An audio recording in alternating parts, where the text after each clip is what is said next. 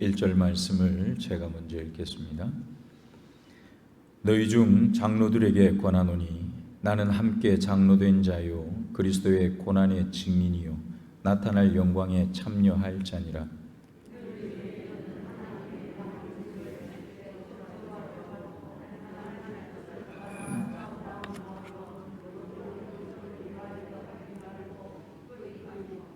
맡은 자들에게 주장하는 자세를 하지 말고 양무리의 본이 되라. 그리하면 목자장이 나타나실 때에 시들지 아니하는 영광의 관을 얻으리라. 아멘. 우리는 미국이 대단한 나라라고 다 알고 있잖아요. 근데 그 대단한 나라 미국도 벗어나지 못하는 덫이 있습니다. 이게 뭐냐? 인종차별주의라고 하는 겁니다. 미국인들이 가지고 있는 인종차별이라고 하는 거 아주 사실은 특별히 백인들에게는 아주 뼛속 깊이 갖고 있는 의식 중에 하나입니다. 물론 모든 사람이 다 그 의식에 깊이 물들어 있는 것은 아닙니다. 그럼에도 불구하고 인종차별이 굉장히 심한 나라가 사실은 미국입니다. 요즘은 그래도 많이 좋아진 거죠. 특별히 이제 그 안에서 우리가 이번에 코로나가 되면서 경험한 일들 중에 하나는 미국에서 사실은 제일 하층 계층을 이루고 사는 사람들은 거의가 다 히스패닉이라고 합니다. 그 남아메리카 쪽에서 올라온 사람들 그리고 흑인들 그런 사람들이 미국의 제일 하층 계층을 이루는데 그 사람들이 우리 아시안들에 대해서 가지고 있는 적대감이 좀 있습니다. 이게 뭐냐? 특별히 한국 사람들에 대해서 우리가 자기들한테 뭘 그렇게 잘못했길래, 그렇죠? 우리는 별로 잘못한 거 없습니다. 근데 워낙 한국 사람들이 열심히 일하니까 사실은 우리는 그 나라에 가서 한국 사람들이 미국 가서 일하고 살면서 더 못 살거나 가난해지거나 삶이 여기보다 더 밑으로 내려가는 사람은 아무도 없습니다. 거기 가면요 죽자 사자 일을 하고 어떻게든 삶의 기반을 만들어내고 일궈내는 사람들이 한국 사람입니다. 근데 그 사람들이 보기에 우리나라 사람들이 가서 자기들의 일자리, 자기들이 벌 돈을 우리가 다 뺏어가는 것처럼 생각하는, 자기들이 열심히 일 안 하고 자기들이 최선을 다하는 건 별로 생각 안 하는. 근데 이 코로나 때문에 사실은 중국이 이제 굉장히 많은 그 공격의 대상이 됐죠. 그래서 막 그런 무차별적인 폭력이 많았습니다. 그러던 중에 이제 한국 사람들도 중국인으로 오해를 받고 그래서 폭력을 당하는 행사를 당하는 일들이 굉장히 자주 있었습니다. 뉴스에서도 우리가 종종 봤는데 어쨌든 간에 그런 어떤 인종차별이라고 하는 게 사실은 백인들이 흑인들에 대해서 가졌던 게 원래의 인종차별이었는데 그것들이 이제 밑으로 점점 내려와서 차별받았던 그 사람들이 또 다른 우리를 향해서 또 아시안들을 향해서 또 그런 차별을 하고 있는 나라가 되었습니다. 인종차별이 얼마나 심했냐 하면 1950년대 60년대 그때 우리나라 한참 6.25 전쟁하고 우리는 그렇게 발전한 나라가 아니었습니다. 미국은 이미 그때부터 선진국 반열에 올라간 나라였습니다. 그런데도 불구하고 미국의 그 인종차별이라고 하는 것은 흑인들이요 우리처럼 이렇게 교회에서 만약에 예배 드리면 같이 앉아서 예배를 못 드렸어요. 그 흑인들 드리는 예배 드리는 교회는 따로 있었습니다. 그리고 호텔에 갔다 화장실을 같이 쓸 수 있느냐? 같이 못 씁니다. 흑인들은 화장실을 저 바깥에 있는 따로 만들어 놓은 얄궂은 우리 옛날에 그 푸세식 화장실이 있죠. 그런 것처럼 만들어 놓은 데 가서 화장실 일 보고 와야 됩니다. 아무리 자기가 훌륭한 지위에 있고 어떤 좋은 재능을 가졌어도 그것 때문에 백인들하고 똑같은 대접을 못 받았습니다. 그게 바뀌어진 지가 불과 몇십 년 되지 않았습니다. 그럼에도 불구하고 아직도 백인들 마음속에는 그런 것에 대한 인종차별에 대한 아주 큰 마음들이 있죠. 어느 그 흑인 동네에 젊은 청년 하나가 아주 믿음이 좋은 청년이 있었는데 자기 동네에서 좀 떨어진 백인 지역에 보니까 교회가 얼마 전에 새로 지은 것 같은데 너무 멋있는 거예요. 야, 나도 저런 교회 가서 예배를 좀 드리면 좋겠다. 근데 들어가서 예배 드릴 수 있습니까? 없습니까? 요즘 얘기가 아니고 옛날 얘기니까 못 들어가요. 들어갈 수가 없어요. 들어가면 바로 쫓겨나오는 겁니다. 맞을지도 몰라요. 죽을지도 모릅니다. 그러니까 가지를 못하는 거예요. 그래서 자기 교회 와서 기도를 합니다. 하나님, 제가 저 교회 가서 정말 예배 딱 한 번만, 뭐 10번 이런 거 필요 없고 딱 한 번만 저 교회 들어가 제가 예배를 좀 드려보면 좋겠습니다. 막 기도, 몇 날 며칠을 기도했는지 모릅니다. 어느 날 예수님이 직접 기도의 응답을 갖고 찾아오셨어요. 예수님이 그 청년을 탁 부드럽게, 그리고 부드럽기는 하지만 참 어떻게 할 방법이 없다는 아쉬움 가득한 표정으로 그 청년을 바라보면서 이렇게 얘기를 하십니다. 이복의 청년, 나도 저 교회에 한번 들어가서 예배를 드려보고 싶네, 이렇게 말씀하시는. 그게 무슨 말입니까? 그 백인들 자기들끼리 멋진 교회 지어놓고 예배 드리는데 예수님은 거기에서 예배를 받았다는 말입니까? 못 받았다는 말입니까? 그렇죠. 예수님이 없는 겁니다. 교회를 짓고 예배를 드리는데 예수님이 없는 겁니다. 자기들끼리만 신앙생활하는 게, 심지어는 자기들끼리만 하는 게 아니고 하나님하고 예수님도 다 필요 없고 자기들끼리만 예배를 드리는 겁니다. 우스갯소리지만 우스갯소리가 아닌 겁니다. 가끔은 교회가 자신들만의 공동체이고 자기가 주인인 줄로 착각하는 분들에 대한 이야기를 들을 때가 있습니다. 그 정말 어떻게 그렇게 생각하고 그렇게 일을 할 수 있을까, 그런 아픈 마음이 있습니다.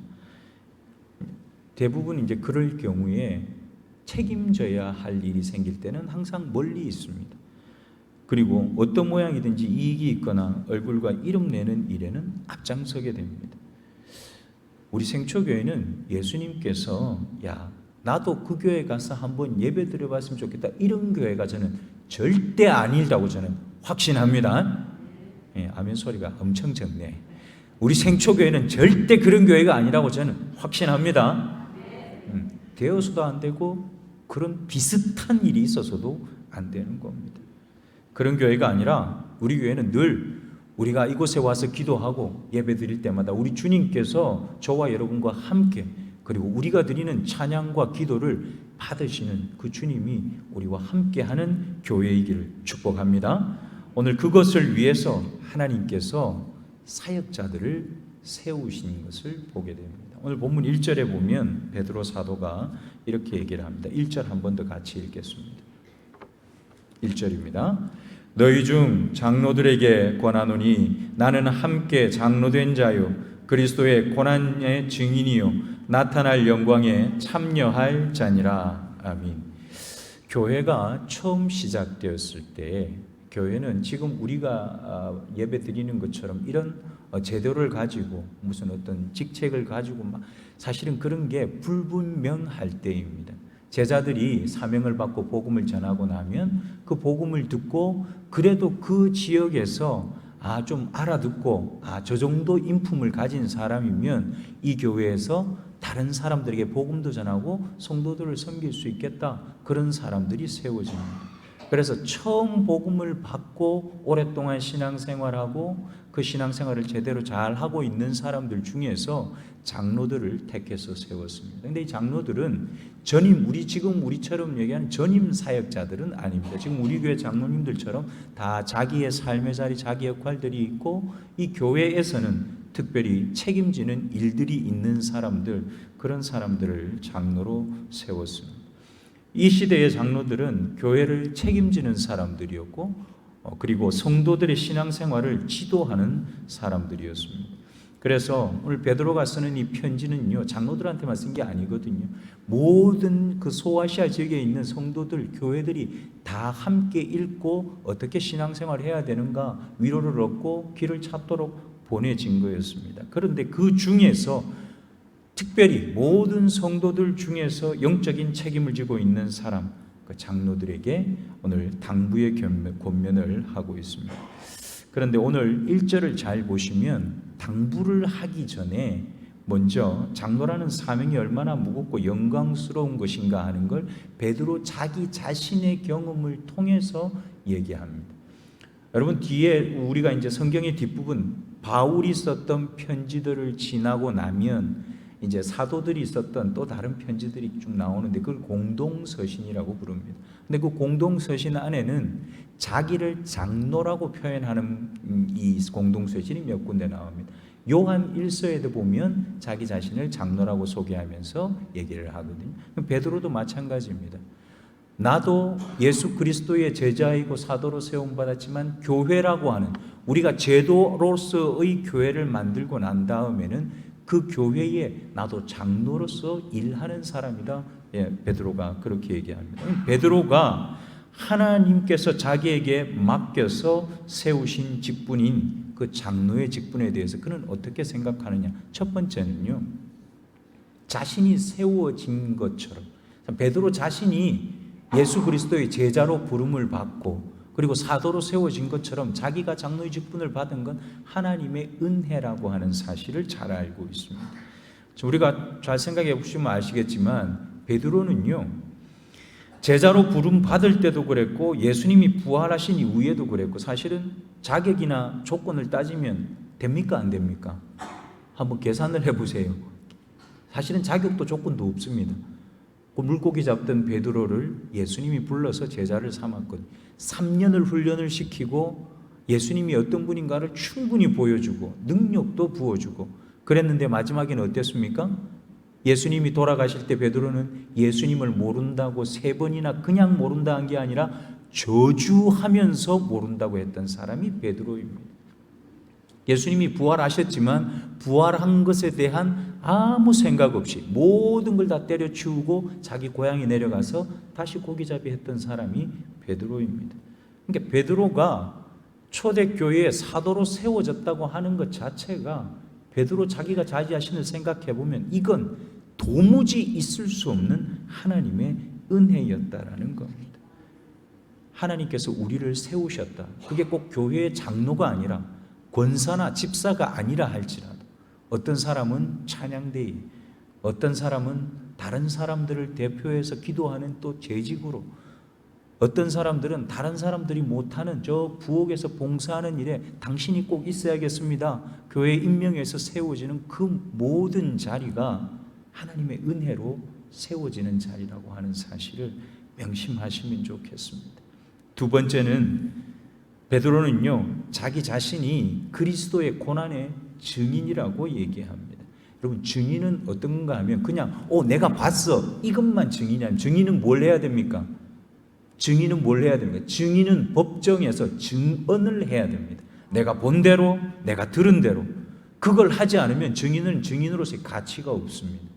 다시 얘기하면 우리는 예수님이 어떻게 사셨고 어떻게 죽으셨고 어떻게 우리에게 사명을 맡겨주셨는가 하는 걸 이미 보고 들은 사람으로서 우리는 그 뒤를 쫓아가야 될 증인의 사명을 가진 사람들이란 얘기입니다. 베드로는 자기 자신이 그 일에 세움받았다, 증인으로 세움받았다라고 하는 그 사실 앞에 행복했고 스스로 증인의 삶을 살아냈습니다. 세 번째는 고난을 견뎌낸 사람이 받게 될 영광을 베드로는 봅니다. 누구를 통해서 봤습니까? 예수님을 통해서. 끝난 줄 알았잖아요. 그래서 다 때려치우고 내려갔는데 예수님이 다시 오셨는데 보니까, 부활하셨는데 보니까 끝이 아닌 겁니다. 아, 우리가 모르는 게 있었구나. 여기가 끝이 아니라 그 다음이 또 있는 거구나. 반드시 그걸 거쳐야지만 하나님이 준비하신 영광을 내가 경험할 수 있는 거구나. 베드로는 그렇게 자기 자신이 얻게 될 영광을 예수님을 통해서 확인하게 되었던 겁니다.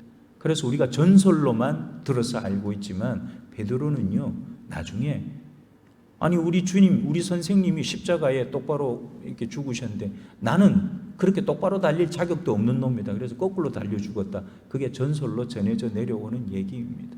어떻게 그럴 수 있었습니까? 앞에 말했던 그 은혜, 내가 증인이라고 하는 사실, 내가 어떤 영광을 하나님으로부터 예수 그리스도를 통해서 받을 거냐 하는 소망이 분명했기 때문에 베드로는 그걸 견뎌내고 감내할 수가 있었던 겁니다. 교회의 영적인 지도자로 선택받고 부름받아 세워진 사람들이 여러분이 동일한 고백과 삶과 소망으로 살아내시기를 축복합니다. 이렇게 사는 사람들에게 몇 가지 새로운 게 아니죠. 몇 가지 태도와 자세가 요구가 됩니다. 오늘 본문 2절을 보니까 이렇게 얘기를 합니다. 2절 같이 한 번 더 읽겠습니다. 2절입니다. 너희 중에 있는 하나님의 양무리를 치되 억지로 하지 말고 하나님의 뜻을 따라 자원함으로 하며 더러운 이득을 위하여 하지 말고 기꺼이 하며. 첫 번째는 양무리를 억지로 치는 것이 아니라 하나님을 따라, 하나님의 뜻을 따라 자원함으로 하라, 그렇게 얘기합니다. 여기 첫 번째 당부에는 중요한 두 가지 사실이 들어있습니다. 첫 번째는 양무리라고 얘기했는데 그 양무리는 누구 양무리입니까? 성경 보니까 하나님의 양무리라고 얘기를 합니다. 저를 포함해서 교회에 세워진 어떠한 지도자의 위치에 있는 사람이라 할지라도 우리는 모두가 다 청지기 그 이상도 그 이하도 아닙니다. 우리의 것이 하나도 없는 하나님의 것을 우리가 대신 맡아서 돌보고 관리하는 사람들입니다. 각자가 맡은 사명의 자리가 다를 뿐이지 우리는 다 똑같은 청지기들입니다. 하나님의 뜻을 따라 이렇게 말하는데 사실은 원문을 보면 하나님의 뜻이라고 하는 단어가 없어요. 그 뜻은 없고 그냥 하나님을 따라 그렇게 되어 있습니다. 다시 얘기하면 기준이 누구란 얘기입니까? 기준이 하나님입니다. 하나님이 우리에게 어떻게 하셨느냐, 혹은 하나님이 나한테 이 직분을 맡기시고 하나님이 나한테 이 자리를 맡아달라고 하시면서 하나님이 나한테 요구하신 게 무엇이냐, 그것에 의해서 우리는 그 일을 감당해야 한다라는 얘기입니다. 두 번째는 더러운 이익을 위해서 하지 말고 자원함으로 하라, 그렇게 얘기합니다. 이게 더러운 이익, 더럽다라고 하는 이 표현은 부정과 불법이 개입됐다는 얘기입니다. 여기서 말하는 부정과 불법은 무슨 도둑질을 하고 뭐 사기를 치고 사실은 그 정도까지 가지는 않을 것 같습니다. 여기에 나오는 불법이나 부정은 이제 또 다르게 표현하면, 여러분 우리가 역겹다라고 얘기 한번 해보신 적 있으십니까? 누가 이렇게 뭐 하는 거 보고 역겹다 이렇게 얘기하거나 생각해 보신 적이 있어요? 어떨 때 우리가 역겹다고 느낍니까? 말과 행동이 완전히 다르고 그 사람 속에 들어있는 게 뭔지 뻔히 아는데 말은 전혀 그렇지 않은 것처럼 하고, 이미 내가 경험해서 어떻게 할 건지를 다 아는데 이거 전혀 엉뚱한 소리 할 때 이미 다 보이는데 아닌 것처럼 할 때 우리 역겹다고 얘기하죠. 이중적일 때 우리는 역겹다라는 표현을 씁니다. 여기에 나오는 더러운 이익이라는 표현도 그런 표현 중에 하나입니다. 겉으로는 타인이나 공동체를 위해서 헌신하는 척 하지만 실제로는 자기 이익이 거기에 결부되어 있기 때문에 그냥 그 일을 할 뿐인 경우가 있을 수 있다는 거죠. 그래서 여기에 자원한다라고 하는 이 말은 자기 좋을 대로 자기 기준대로가 아닙니다.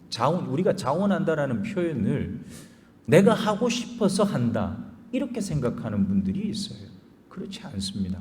자원한다는 말은 내가 하고 싶어서 하는 게 아닙니다. 하나님의 일은요, 내가 하고 싶으면 하고 하기 싫으면 관두고 그런 것이 아닙니다. 자원한다는 말은 하나님께서 나를 부르신 줄 알아서 내가 기쁘게 순종하는 거, 그게 자원하는 겁니다. 교회에서 봉사하는 일들이 그냥 내 형편과 내 사정에 따라서 아무렇게나 던졌다가 취했다가 이렇게 될 수 있는 일이 아니라는 겁니다.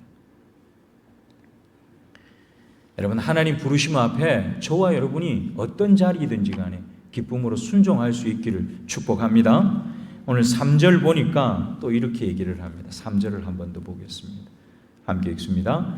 맡은 자들에게 주장하는 자세를 하지 말고 양무리에 본이 되라. 주장하는 자세를 하지 말고 양무리에 본이 되라. 이렇게 주장하는 자세라고 하는 표현은 하나님께서 주신 사람과 일에 대해서, 여기서 우리 성경에는 맡은 이 그렇게 표현이 되어 있죠. 맡은 자들에게 그렇게 표현을 했는데 사실은 여기 약간 해석이 애매합니다. 그래서 맡은 자들에게가 아니고 하나님께서 저를 불러서 생초교회 목사로 세우실 때 하나님의 양무리인 여러분들을 하나님이 야 이정훈 목사 니 잘 쳐라 하고 저한테 맡겨주시는 거죠. 그렇게 해서 제가 맡게 된 여러분들을 얘기하는 겁니다. 그게 맡은 여러분들이고, 또 저는 여러분들만 맡은 게 아니라 교회의 많은 목회적인 일들을 제가 또 맡은 거잖아요. 그리고 제가 맡고 있는 일과 사람에 대해서 주장하는 자세를 가지지 말라. 여기서 주장한다라는 표현이 그래서 또 중요합니다. 여러분, 제가 강력하게 주장합니다. 그 주장을 얘기하는 게 아닙니다. 여기서 말하는 주장은 주인 행세를 말하는 거예요. 주인 행세. 좀 쉽게 얘기 드리면, 우리가 요즘 한참 많이 뉴스에서도 그런 것 때문에 잡혀가고 막 경찰 조사받고 검찰 조사받고 난리난 사람들 많죠. 기업의 대표들, 그리고 또 뭐 어디 뭐 유명한 사람들 많습니다. 그게 갑질이라고 하는 겁니다. 그냥 요즘 하는 얘기로 바꾸면 갑질하는 거, 텃세를 부리는 거. 여러분, 갑질하고 텃세 부리는 거, 나는 그런 거 절대로 안 하지. 대부분 다 그래 생각하잖아요. 사실은 저도 그렇게 생각합니다. 그런데 내가 오랫동안 산 어떤 곳, 내가 오랫동안 일해온 어떤 영역 안에 새로운 사람이 딱 들어와 보면 표가 납니다. 그 사람이 들어와서 느낍니다. 어떻게 해요? 허허, 이거 장난 아니네. 그러면 뭡니까? 이미 내가 주인 행세를 단단히 하고 있다라는 얘기입니다. 그게 텃세입니다. 나는 아닌 것 같지만 새로 들어온 사람이 그걸 아는 거지, 있는 나는 모르는 거예요. 우리끼리는 잘 모릅니다. 근데 누가 들어와 보면 그걸 금방 알 수가 있습니다. 오래된 사람, 기득권의 이익을 누리는 사람일수록 사실은 나도 모르게 그게 나한테 체득이 되어 있습니다. 이건 내가 해온 일이야, 이건 내 거야, 이렇게 했어. 그런 것들이 우리 안에 가득하게 되는 겁니다. 그게 우리가 가진 연약함이죠. 오늘 베드로의 얘기는 세움을 받아서, 하나님께 어떤 사명을 받아서 일을 하는 사람들은 그걸 자꾸 내려놓으라는 겁니다. 네 주장으로 하지 말라는 겁니다. 살펴보고 상대방을 충분히 배려하고 어떻게 해야 함께 동화될 수 있는지를 끊임없이 고민하는 사람들, 그게 바로 세움받은 사람들의 몫입니다. 반대가요, 바로 약물이의 본이 되는 거죠. 주인답게 주인의식을 가지고 자기 것인 것처럼 관리하고 돌보는 것. 여러분, 주인의식하고 주인행세는 그래서 하늘과 땅만큼의 차이가 있습니다. 주인행세하는 것은 자기가 주인입니다. 자기가 주인이 저 어디 멀리 가가지고 누가 왔는데 내가 주인이 돼가지고 그냥 마구 그냥 힘을 사용하는 겁니다. 근데 주인의식을 가지는 건 뭐냐? 주인이 먼 길을 떠나면서 나한테 요구한 거예요. 1번, 야, 너 그 일할 때는 이렇게 해야 돼. 2번, 야, 그건 절대 하면 안 돼. 3번, 그건 그렇게 해. 주인이 나한테 뭐라고 얘기했는가를 머릿속에 집어넣고 그걸 기준으로 내가 일하는 것, 그게 바로 주인의식을 가지고 일을 하는 겁니다. 여러분, 모든 교회 일은 하나님께서 저와 여러분에게 각자의 자리에 맞도록 맡겨주신 사명을 잘 기억하시고 그 일을 해내는 복을 누리시기를 축복합니다. 그게 주인의식을 가지고 일하는 겁니다. 나에게 맡겨주신 진정한 주인이신 하나님의 뜻을 헤아려서 일하는 것. 목사는 목사의 직을 맡기신 하나님의 계획과 의도를 알고 그 뜻에 따라서 일을 감당하는 것. 장로, 권사, 안수사, 항존 직분자로 세워주신 분들, 혹은 교회의 집사로 재직으로 세워주신 분들은 내가 하나님이 왜 나를 재직으로, 이 교회의 재직으로 부르셨는가 하는 것을 분명히 알고 거기에 맞도록 교회를 섬기고 일하는 것. 그것이 주인 행세하지 않고 주인 의식을 가진 자로 청지기의 사명을 감당하는 것입니다. 오늘 보면 4절에 보니까 베드로가 이렇게 얘기합니다. 4절 하나 더 보겠습니다. 함께 읽습니다. 그리하면 목자장이 나타나실 때에 시들지 아니하는 영광의 관을 얻으리라. 아멘. 이미 1절에서 베드로가 자신이 보았던 것을 4절에서 다시 한 번 더 선포합니다. 아무에게나 마구 주어지는 것이 아니라는 얘기입니다. 하나님께서 저와 여러분에게 맡기신 그 직 앞에서 여러분 최선을 다해서 오늘 베드로가 요구한 것처럼 여러분 그 직을 감당하고 내가 그 직을 하나님 앞에 기쁨으로 순종함으로, 그래서 자원함으로 감당했을 때에 우리에게 주어질 그 영광의 면류관을 사모하는 복을, 그 사모한 대로 저와 여러분에게 주어지는 복을 누리게 되기를 축복합니다.